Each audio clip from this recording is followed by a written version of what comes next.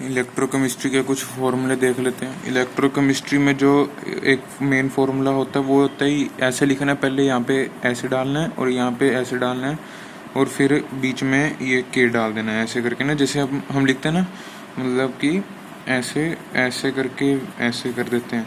तो इस के को हमने ऐसे रिप्रेजेंट कर दिया, मतलब के बन गया है ना। तो इधर इक्वल कर देना और इधर इंटू मार देना बस, ठीक है। और इधर एम डाल देना है और ये हो गया वॉल्यूम। अब देखो इसको कैसे याद करना है। अब इसका क्या नाम है, याद तो हो गया ना, ऐसे डालना है फिर ऐसे डालना है और बीच में के डाल देना है। और इसको कैसे, ये क्या चीज़ है, ये है मोलर कंडक्टेंस। मैं बताता हूँ कैसे आप इसको याद रखेंगे। कंडक्टेंस, तो इसमें देखो यार, जो ये एन आ रहा है, एन, तो ये फॉर्म कैसे हो रहा है, एन की तरह ही फॉर्म हो रहा है ना। तो ये एन कंडक्टेंस बोलते हैं इसको। और ये हो गया वॉल्यूम। और ये क्या चीज़ है, ये देखो वी के साथ जुड़ा हुआ है।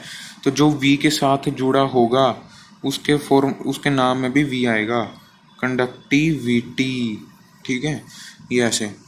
तो और ये क्या चीज़ होती है, ये होती है conducting power of 1 centimetre cube ना।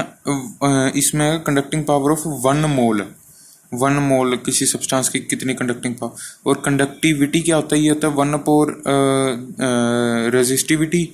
और ये क्या चीज़ है, it is conducting power of 1 centimetre cube में जितना आ रहा है उसका जो कंडक्टिंग पावर होता है वो ही होता है।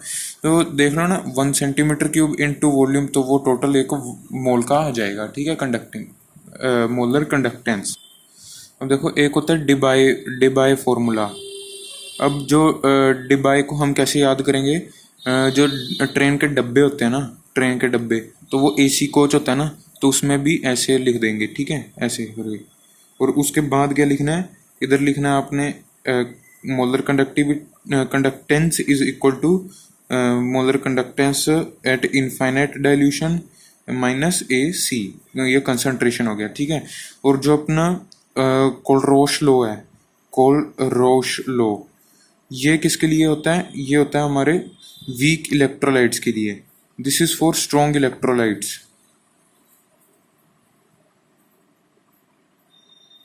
जो ये वीक इलेक्ट्रोलाइट्स के लिए क्या फॉर्मूला आएगा, molar conductance of weak electrolyte is equal to individual conductance of, मतलब molar conductance of individual ions, ठीक है। जो भी जितने भी आयंस होंगे उसकी इंडिविजुअली कंडक्टेंस क्या होगी, ठीक है। तो डिबाई कोलरोश। और एक होता है ओसवाल्ड लॉ का जिक्र आता है। ओसवाल्ड लॉ का जिक्र क्या है कि degree of dissociation is inversely proportional to root of concentration और directly proportional to volume, root of volume. तो अगर कंसंट्रेशन हम बढ़ा देंगे, मतलब कि डाइल्यूशन कम कर देंगे, तो जो अपनी ये डिग्री ऑफ डिसोसिएशन है कम हो जाएगी। और अगर हम कंडक्टेंस जो अपनी कंसंट्रेशन है वो डिक्रीज कर देंगे बाय डाइल्यूटिंग इट, तो ये जो अपनी डिग्री ऑफ डिसोसिएशन है ये इंक्रीज करेगी। अब ये इंक्रीज करेगी तो कंडक्टेंस है वो इंक्रीज करेगी।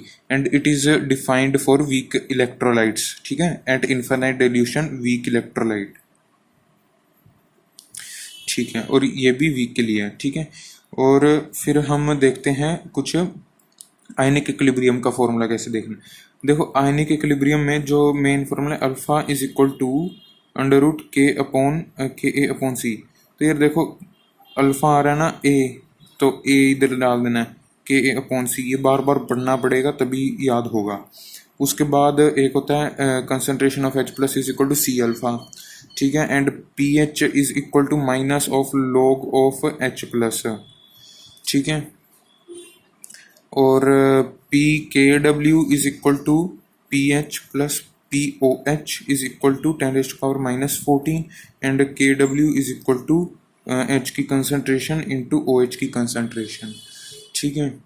और फिर हमारे पास एक और फॉर्मूला है कि एक जो जनरल जो कॉमन फॉर्मूला होता है वो होता है x is equal to X naught E rest power minus K upon T, ऐसा जनरल फॉर्मूला होता है, इसमें वैल्यूज चेंज कर सकते हैं, ठीक है। और एक और जनरल फॉर्मूला होता है log K2 upon K1 something like this only. तो 0 RT 1 माइनस T1 1/T2। तो ये जनरल फॉर्मूला है, इसमें हम जो ये सब्स्टिट्यूएंट्स है ये चेंज कर सकते हैं, ठीक है। और जो अपना नॉर्मेलिटी क्या होता है, जैसे पहले लिखो नॉर्मेलिटी पूछना तो पहले मोलैरिटी का फटाफट लिख लो। मोलैरिटी क्या होता है, number of moles number of moles over volume into 1000, है ना, वॉल्यूम लीटर में मतलब। तो नॉर्मेलिटी क्या होगा, इक्विवेलेंट वेट अपॉन वॉल्यूम, ठीक है, सिंपल है। और इक्विवेलेंट के वेट क्या होता है, ये होता है molecular weight upon N factor. और ये एन फैक्टर क्या होता है, number of electron exchangeable, number of protons exchangeable, number of hydroxide exchangeable. तो ऐसे करके ही हम ये कैलकुलेट कर सकते हैं नॉर्मेलिटी, ठीक है। और और जो हमारे एक होता है week acid plus strong base. तो इसमें क्या होगा, स्ट्रॉन्ग बेस है और वीक एसिड है तो इसका conjugate acid that will be strong. तो इसका फिर हम कैलकुलेट करते हैं Ka। तो जो KH होता है that is equal to KW upon Ka। और strong acid plus strong base का तो कुछ भी नहीं होता, ठीक है। और ऐसे ही फिर हम अगर strong weak acid plus weak base ले लें तो उसका जो KH होगा that is equal to KW upon Ka into KB, ठीक है। और इसका pH क्या होगा, अगर स्ट्रॉन्ग बेस है तो pH will be more than 7। तो फिर जो हम लिखेंगे pH is equal to half PKW plus PKA minus log C। No, minus नहीं आएगा यहाँ पे, प्लस ही आएगा, तो सब कुछ प्लस करना है। बट इसके केस में क्या होता है, तो इसमें हम pH को लिखेंगे ऐसे PKW एसिड वाला PKA को हमने प्लस करना है जबकि माइनस करना है PKB। और इसमें कंसंट्रेशन है वो इंडिपेंडेंट होता है कंसंट्रेशन के, ठीक है, weak acid weak base. Okay, तो ये भी हो गया हमारा, ठीक है। तो एक और चीज़ याद रखनी है, 0 1 मतलब 0 25 और फिर 60 और 100 पे pH चेंज करता रहता है। 0 टेम्परेचर पे 15 और फिर 14 13 और 12, ठीक है। 1000 नहीं आएगा यहाँ पे, 100, ठीक है, ये हो गया। और एक होता है कि हमारे पास वो दे देते हैं NaOH का, हमें कंसंट्रेशन दे देते हैं इतनी। अब इसका जब हम निकालेंगे अपना OH का कंसंट्रेशन लिखेंगे that will be equal to 10⁻⁻10, ठीक है। तो उससे क्या होगा, तो जो हमारा pH आएगा दैट विल बी 10 और POH 10 आ जाएगा। और जो हमारा pH होगा दैट विल बी 4। तो but this is not possible क्योंकि ये अपने को पता है बेस है, तो इसका pH है वो 4 तो हो नहीं सकता, 7 से ज़्यादा होना चाहिए। तो फिर हम इसमें लिख देंगे this will be equal to 10, dilution कर देंगे हम, पानी डाल देंगे इसमें ऐसे करके, और इसका अप्रोक्सीमेटली 6.9999 आ जाएगा POH। And then pH will be this will be 7.004 and pH आ जाएगा 6.999 7.004, ठीक है।